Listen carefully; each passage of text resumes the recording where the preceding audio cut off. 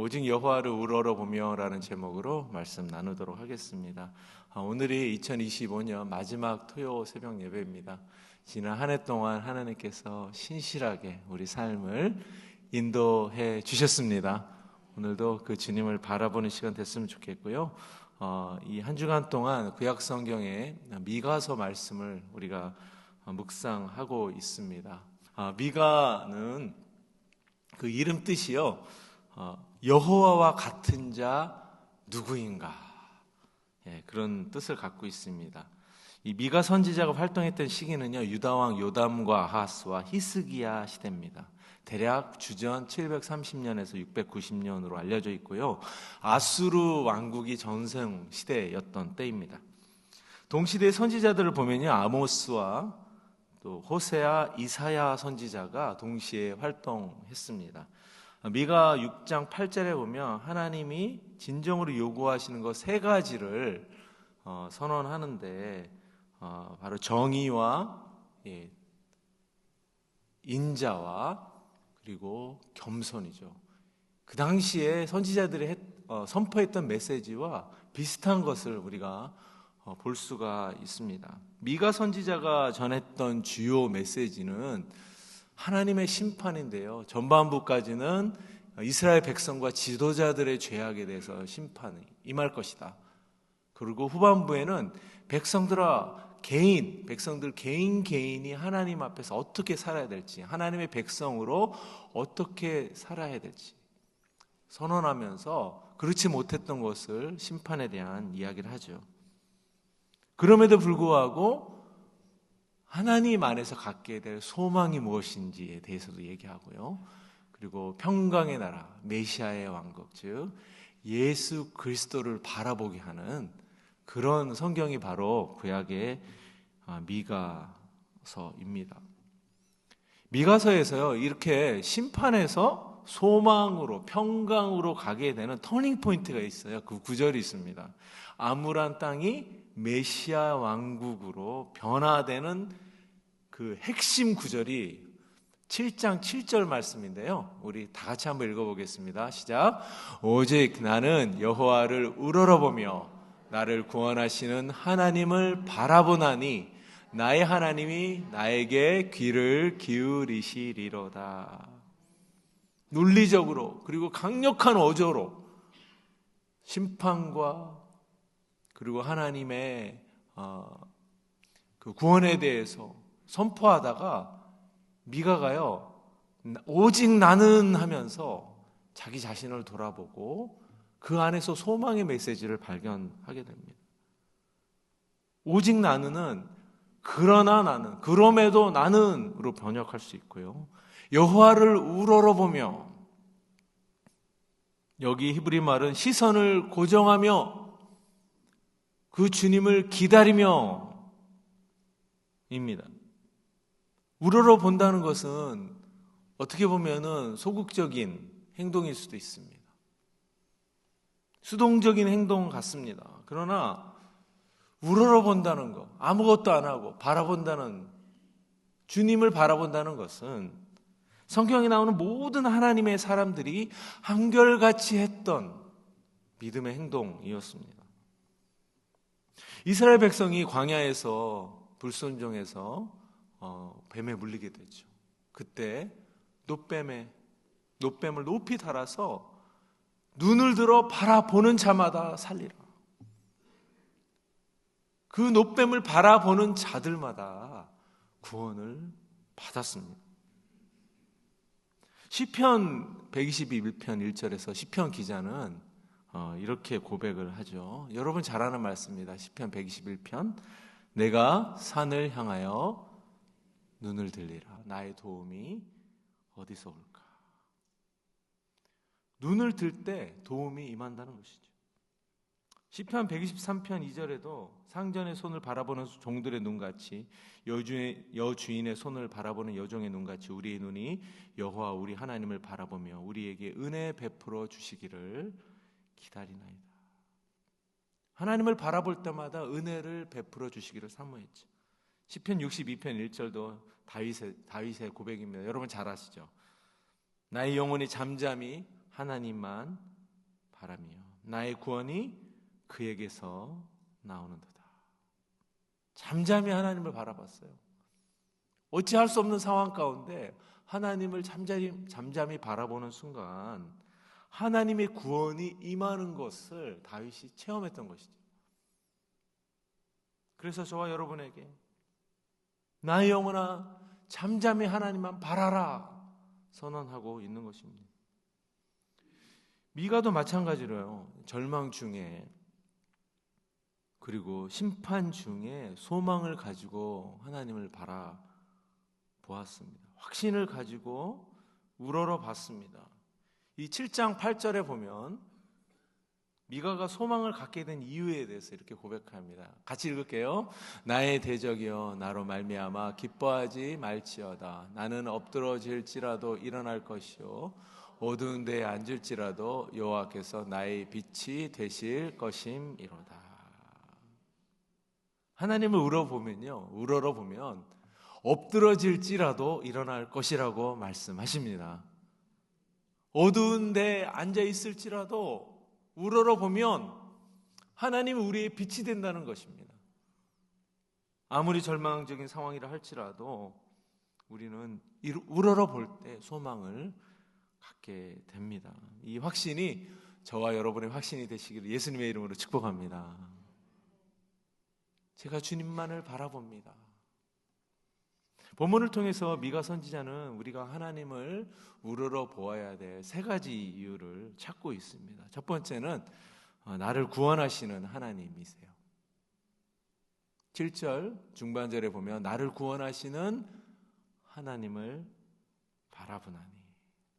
구원하시는 하나님은 건져주시는 하나님이십니다. 요셉은 형들의 미움을 받고 구덩이에 던져지죠. 그러나 미디안 상인의 손에 건짐을 받습니다. 보디발의 집에서 노예로 팔려 일하다가 오해를 받고 더 깊은 감옥으로 던져집니다. 그러나 바로의 꿈을 해석하고 바로의 손에 건짐을 받지요. 애굽의 총리로 세워주십니다. 형들을 만났을 때 이렇게 고백합니다. 하나님이 생명을 구원하시려고 나를 당신들보다 먼저 보내셨나이다. 믿음의 고백을 합니다. 하나님의 손이 요셉과 늘 함께 하셨다고 말합니다. 요셉을 그 형들, 요셉과 함께 하셔서 형들과 그 아버지와 모든 애굽 사람들과 주변 나라까지도 구원하시는 통로로 하나님은 구원시켜 주셨던 것이죠. 때로는요, 우리 삶의 길이 막히고 내 힘으로 빠져나올 수 없는 구덩이에 빠지기도 합니다. 그러나 하나님은요, 생각지 않은 방법으로 건져내어 주십니다. 저희 아이들이 어렸을 때 수영장에 놀러 간 적이 있습니다. 다 마치고 이제 집으로 가려고 짐들을 챙겨서 막 나가고 있었습니다. 막내가 맨 뒤에 따라오다가 이제 수영장 이렇게 코너를 돌다가요, 가장 깊은 곳에 빠졌어요. 저희는 그것도 모르고 그냥 앞만 보고 가고 있었던 상황입니다. 나중에 얘기해서 알게 됐는데 눈을 뜨고 물에 들어가는데 갑자기 그 물에 손이 하나가 탁 들어오다는 거예요. 그래서 그 손을 잡았습니다. 그래서 빠져나왔습니다. 보니까 누나 손이에요. 그 앞에 가던 누나가 손을 내밀어서 건져줬다는 거예요. 그래서 제가 와, 너 평생 누나한테 잘해야 된다 얘기했죠. 그러면서 이 아이가 평생토록 어떤 삶에 빠졌을지라도 하나님이 손이 이렇게 나를 붙잡고 내밀고 있다는 것을 좀 꼭 기억할 수 있도록 그렇게 기도했던 기억이 나요. 우리 주님의 손은요, 얼마나 강하고 능한 손입니까? 우리가 빠져들어갈 때도 하나님은요, 손을 내밀어 주세요. 건져 주십니다.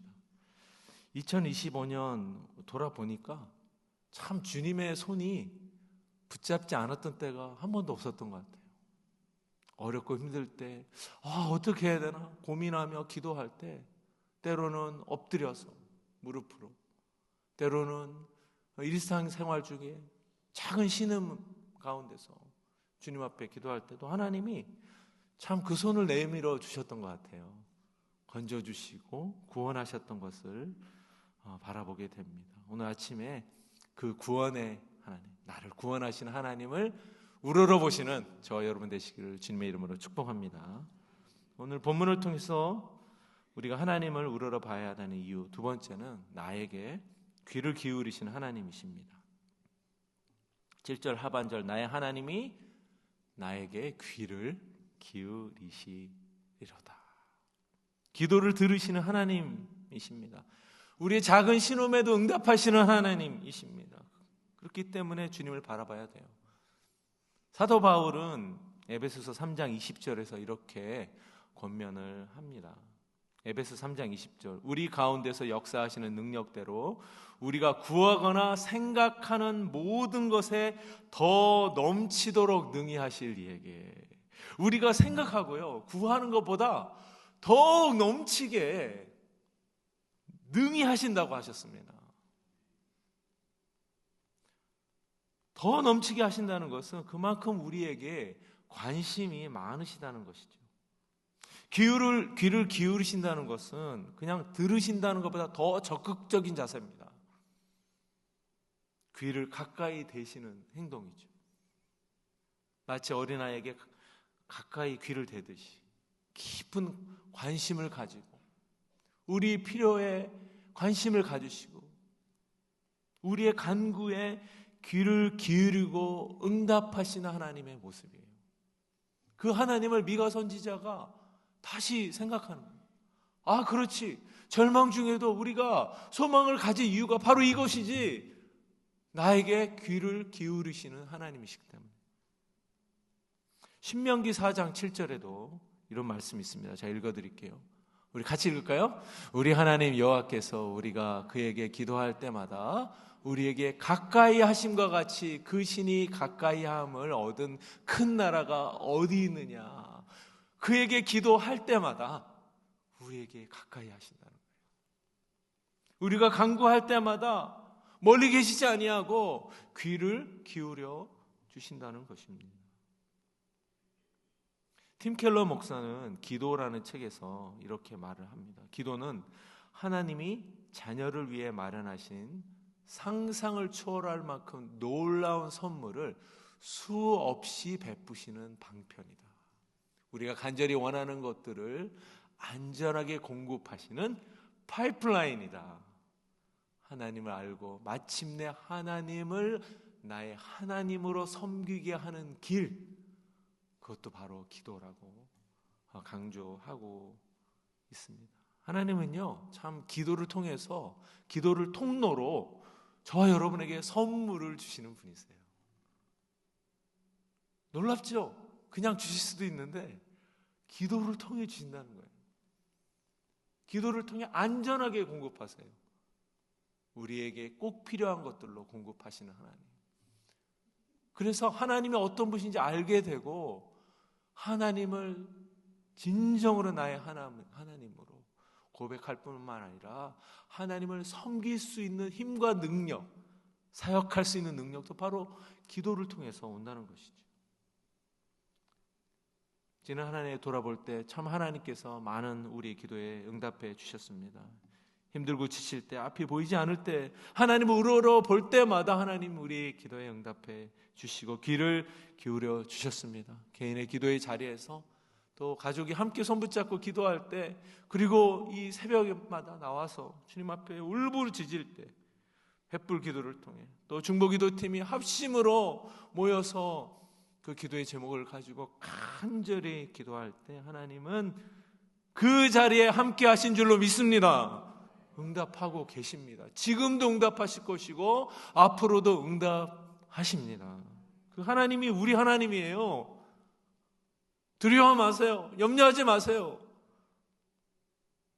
우리 하나님이 귀를 기울여 주시는 하나님이십니다. 이 아침에 주님을 우러러 보며 기도할 때 소망의 하나님이 새 힘 주실 줄로 믿습니다. 우리가 끝까지 하나님을 우러러 보아야 될 세 번째 이유, 죄를 용서하시는 하나님이십니다. 미가서 7장 18절 20절 함께 읽겠습니다. 주와 같은 신이 어디 있으리까? 주께서는 죄악과 그 기업에 남은 자의 허물을 사유하시며 인애를 기뻐하심으로 진노를 오래 품지 아니하시나이다.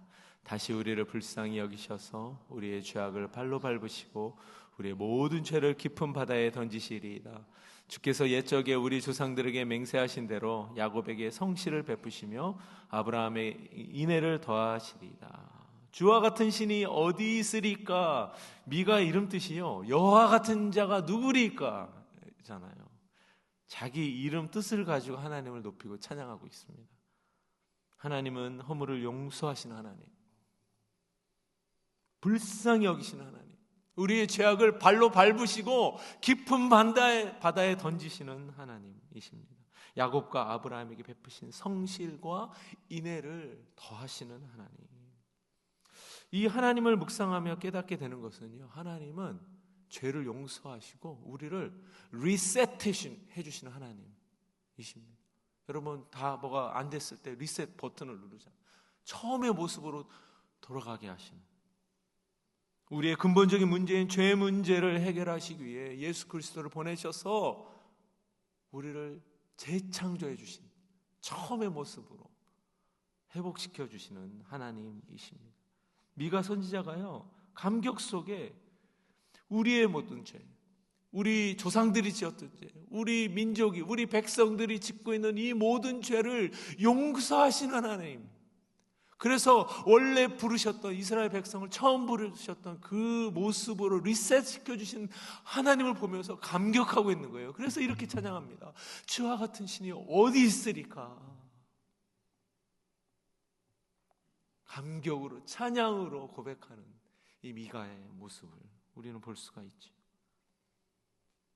다시 새롭게 하시고 다시 시작하게 하시는 하나님, 그 하나님이 바로 저와 여러분의 하나님이십니다.